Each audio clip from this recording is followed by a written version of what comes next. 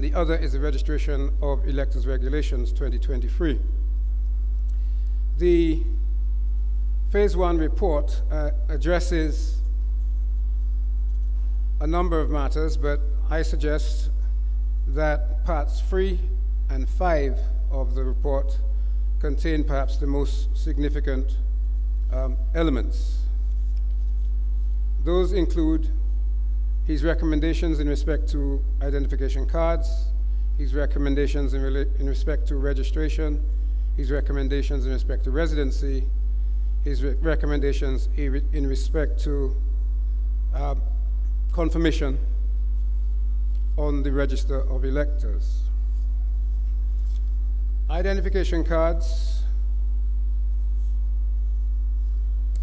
Identification cards is fairly straightforward, I suggest, although from the discussions that I've heard in the consultation and with the consultation indicates that there may be complications that the consultation process and subsequent conversations will have to resolve.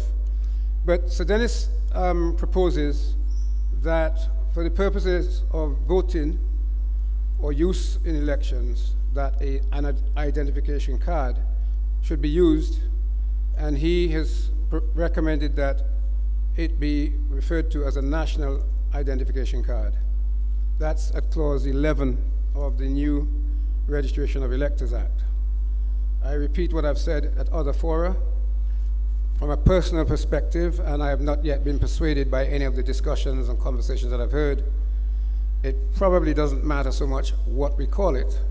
What I think is of significance is what its purpose is and how that purpose is achieved. So in other words, what information, what data is inputted to that card to enable it to serve the purpose that we think is necessary.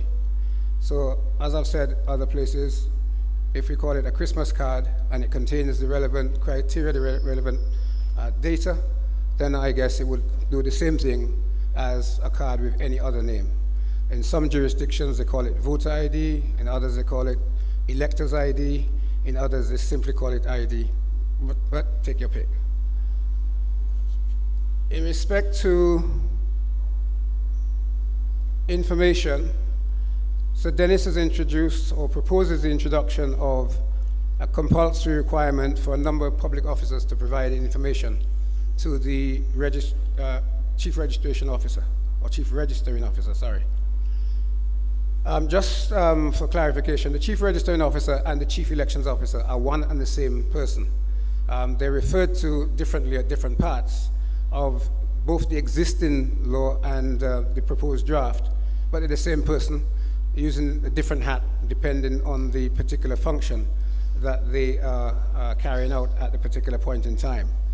But Sir Dennis proposes that, among other officials, the Permanent Secretary of the Ministry of Foreign Affairs should be required to provide, at a particular point every year, to the Chief Registering Officer a report containing, as at the date of the report, the name of every person who is in service overseas, who is a registered elector or eligible to be, and thirdly, every such person who is no longer in service overseas.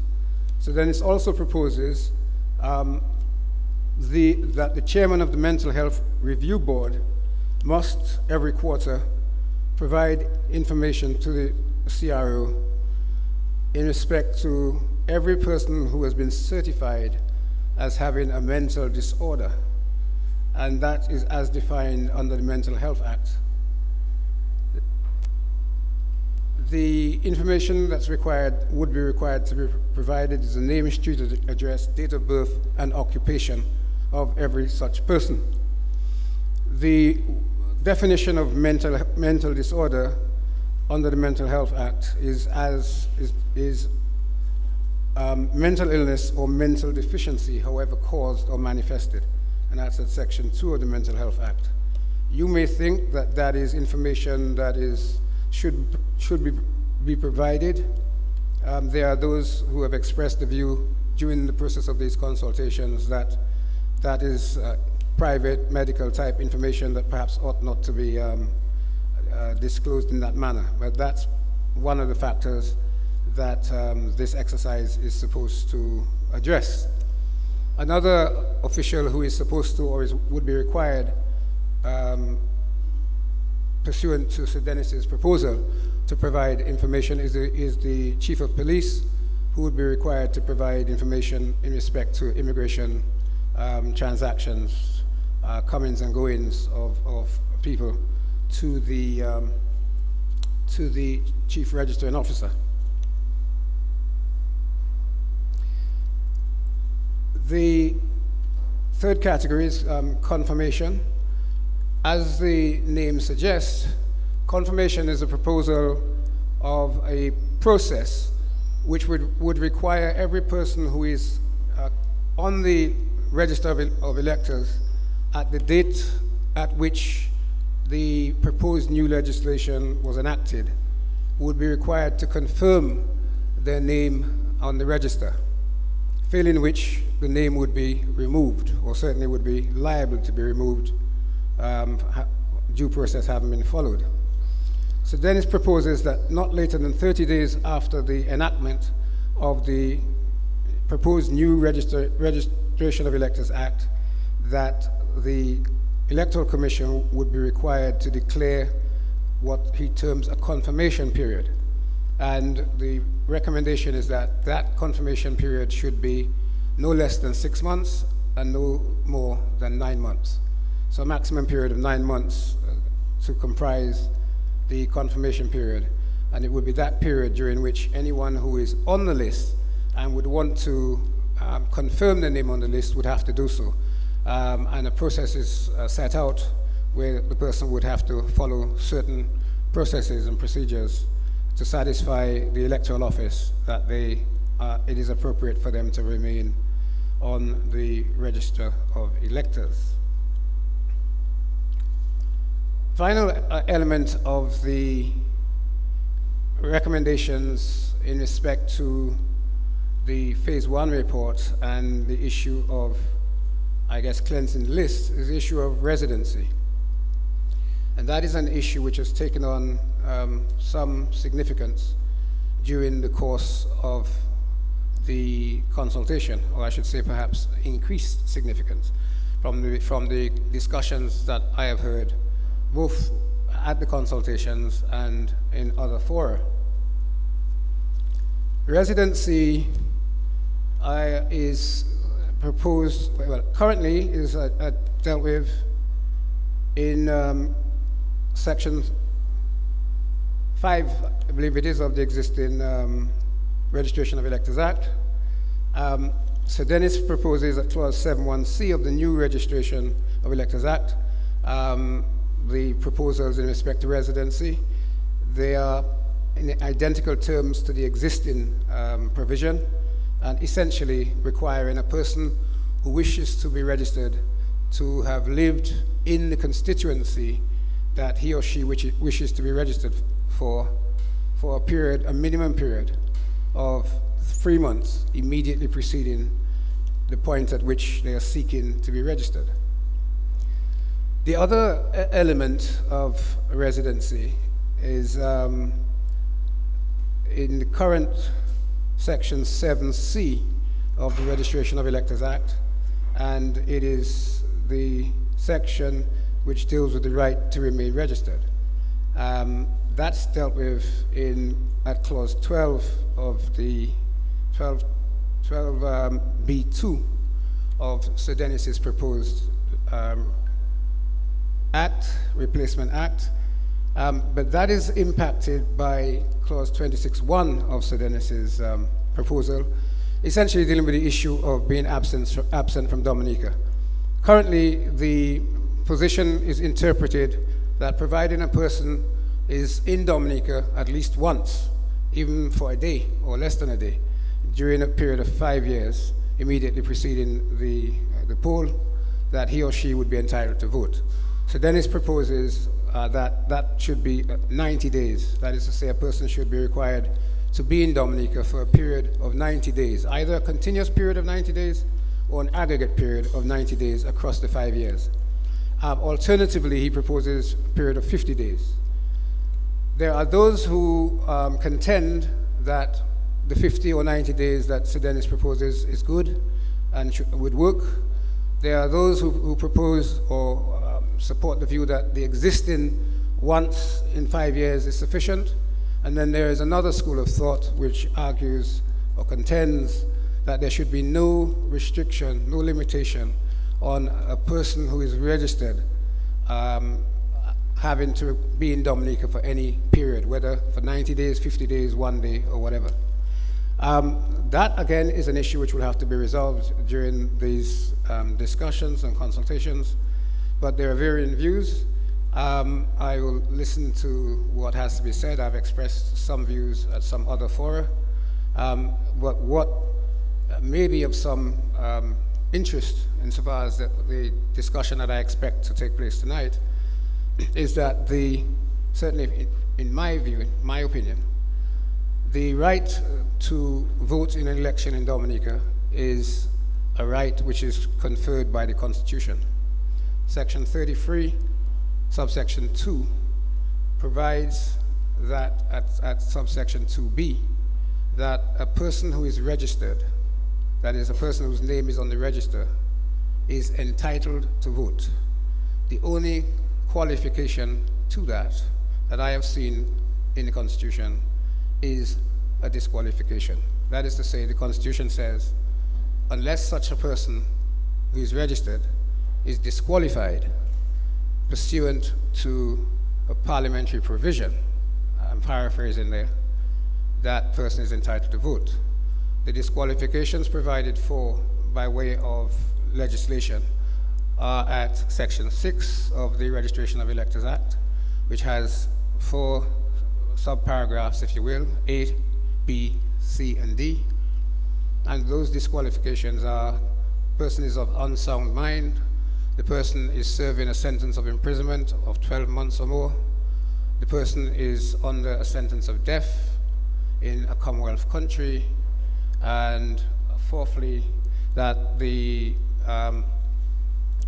person is, it escapes me, but there's a fourth one, which I think is related to the disqualification again. So the reality is that unless the person falls within those 4 categories of disqualification, as I understand it, the person is entitled to vote. That's an issue for debate, and it'd be interesting to hear the different debates that arise. Phase 2 of Sir Dennis's report deals with access to the media, which he proposes should be confined to state media. There's a different view. Some people think it should be extended to private media. Again, that could be discussed. He also proposes campaign financing, and those things have been discussed at some length here. That's obviously an area of interest. And he proposes that there should be reforms in relation to the constitution of the Electoral Commission. He proposes that the Commission, the number of members should be increased, and they should come from different sources than currently is the case. The composition of the Electoral Commission, as it now stands, is determined by the Constitution. The Constitution currently provides that the chairman is appointed by the president in his or her own deliberate judgment, and the other 4 members, because it's a 5-member commission, the other 4 members will be made up, 2 recommended for appointment by the Prime Minister, and 2 recommended to the President for appointment by the Leader of the Opposition. Therefore, you can see that the likelihood is that you have a commission that has people, and we know the people who are on the commission, who perform a function. And it's the same composition that we've had certainly from our independence in 1978, and I suspect it doesn't depart significantly, if at all, from what existed under our 1967 Constitution. I think that's a a potted run through the what I suggest are the salient points. I don't. Maybe it might help just to say that in terms of the Electoral Commission, so Dennis is proposing that it should have greater financial autonomy. That is to say, it's more control over its finances without going directly through central government. They should have more autonomy over its staffing appointments, and a couple of other areas. One is that members of the commission, members of committees appointed by the commission, electoral staff, office staff, and so on, who have any private interest, should be required to disclose that private interest if any matter is being discussed or considered by the commission. So in a nutshell, those are some of the significant elements of Sir Dennis's report. Thank you.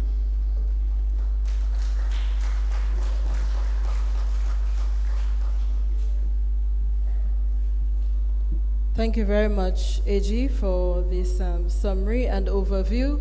For those of you who have been following these consultations for the last 2 weeks, listening or attending, I think by now you should be very familiar with the presentation of the Attorney General. I do have to say at this point, we are going to open the floor to your comments, feedback, and contributions on various aspects of the report. But before we do so, I wish to say that after listening to the contributions over the last 2 weeks, I would like to propose that in the interest of productive consultation, that we focus our contributions on the matter at hand this evening, that is the report of Sir Dennis Byron. Just to recap, there are some clear issues that the Attorney General has presented to us, summarized from the report, and these issues include identification of voters. Should we have identification cards for voting? This was asked. There has been much discussion about whether there should be a voter ID or a national ID. We would like to hear your views on this evening, and also what type of information should be on this card. With regard to the cleansing of the voters list from the scenarios described by the AG, should anyone be removed from the list? If so, how should this be dealt with? Should this be dealt with by re-registration or confirmation, hoping that we understand the difference between the processes? Should one be in Dominica for 50 days or 90 days during a 5-year period or 10-year period to remain on the list? Or should there be no restriction at all? Should there be restrictions placed on financing of political campaigns? And how should political parties be funded? Also, the last area that the AG highlighted to us, what are your views on the expansion of the Electoral Commission? I would like to urge us, in the interest of time, since this is our largest consultation to date, I see we have quite a large group here, that we are brief with our interventions, and I am also urging us to be respectful of each other's views. We acknowledge that we will not all agree on the points that are being raised here today, but I do expect that we can have a productive and reasonable discussion here this evening. If you would like to speak, we'll get to you, and we'll get to as many people as possible.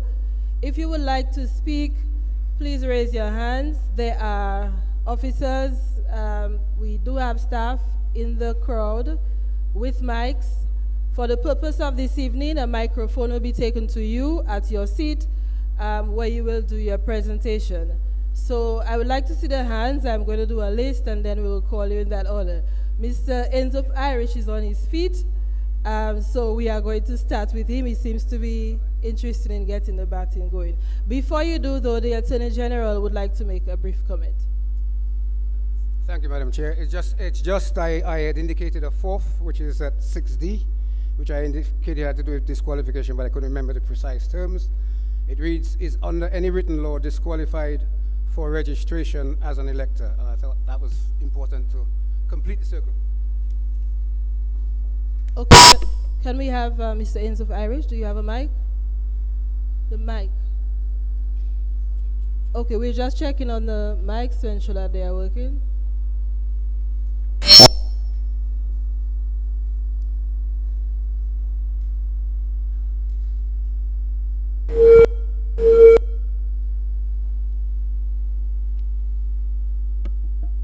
Okay, yes, all right, the mic is working.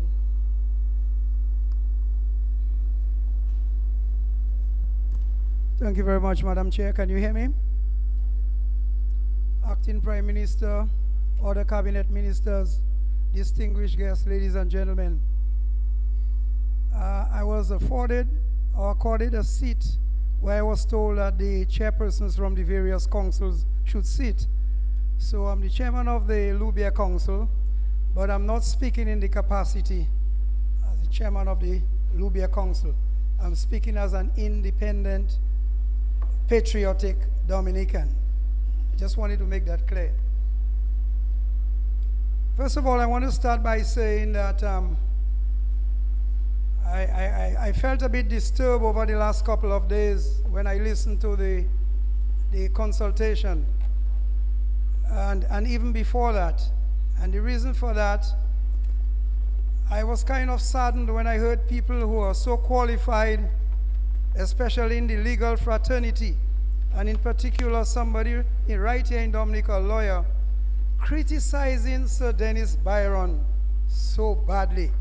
A man who has done so much for the legal fraternity, a legal lumerate, a man who has really, done so much in the international circuit. He was asked to make some recommendations in terms of the reform for Dominica's election. And he submitted his recommendations, and of course, some people are not happy about it. There are a few things I want to highlight, but the way in which he was savage, I found that was very unbecoming. And that I'm speaking for myself, personally. We should really give this man this respect. Not only that I know Sir Dennis Byron, but the man is a good legal person who have really contributed to the Caribbean, and we should be happy. The second thing I want to say before I go further is I listened to the major parts of the consultation, and I thought the former Prime Minister, Mr. Edison James, at the State House really gave some good account as to how things should go forward. And I think we should really look at those notes and make reference to it, look at it, so that we can chart the way forward. And I want to say that I'm apolitical. That is to say, I do not concern myself about direct politics. So, in this country, in Dominica, I notice when you speak, people tend to believe that you're representing a political party, and they kind of either snub you or, just look at you in a sense that, well, you do not belong to us. The question of the confirmation, I do not believe that, although I respect the report, it's a very good report, but my personal view is the question of the confirmation within 50 to 90 days. To me, that doesn't, I wouldn't say, I don't want to say that it doesn't make sense, but one would need more time. And in any case, I believe there should be no confirmation in the sense that unless one changes the agenda, I'm confirmed. I was confirmed in church maybe when I was 13 years. I'm confirmed, I'm on the list. And I haven't changed my gender, and I do not intend to do that, so I do not believe there should be any confirmation, period. That is my view. You're on the list, we're looking to clean the list. Of course, if people are dead, you pull them out. It's ludicrous when people say,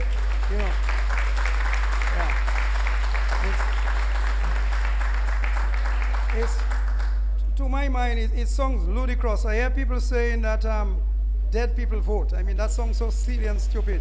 How can dead people vote? One can understand there might be some impersonation. And I've been in the business, I've voted at least 8 times, 40 elections. I served 40 years in the police service, and I voted every time for about 8 times. And I've never seen any kind of fraudulent kind of situation where anybody come and even impersonate or try to vote not being that person.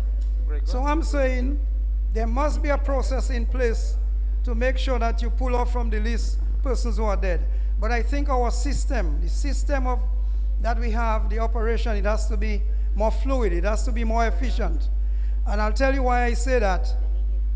I believe, first of all, every month, the registry that gets the death certificates, the registered deaths, a list should be sent to to the President of Dominica and to the Electoral Commission on a monthly basis so that they can cleanse the list.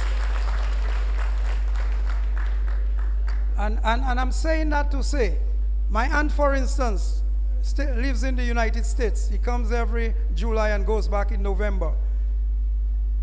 Well, God rest her soul. She died. She just went back in November, and in December she died, right? So I checked her list, her name on the list in Canefield today. But I went to the registry with the death certificate from the place that did the funeral in the United States, because they brought down the body, cremated and everything. Registry said, okay, we cannot register because you don't have we're not sure if it's the original, we're not sure. So what is going to happen?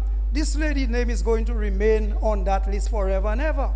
So I believe the legislation must address that by saying anybody who has good evidence or legitimate or some sort of documentation to prove that that person died, you should be able to go to the registry or to the electoral office with that death certificate. I had it in my pants pocket, but I changed my pants, so I left it to show you. So I believe these are some of the ways that we have the the dead people, the so-called dead people, or the dead people names on the list, because there's not a mechanism. We need a mechanism to deal with that. And here it is, I'm coming with this certificate showing that the lady died in 10th of December in the United States, buried here, cremated the body, brought the ashes down, buried, and they said, no, we cannot take the registry. I find that is a bit silly. So that we have to work on. The question of removing persons from the list when they live in the diasporic community, the so-called diasporic community, I find that doesn't make sense. Or removing persons less than 5 years. I believe that if a person is on the list within 5 years, the person can come to Dominica, whether it's 1 day or 2 days, your name should remain on the list. I can understand beyond 7 years, because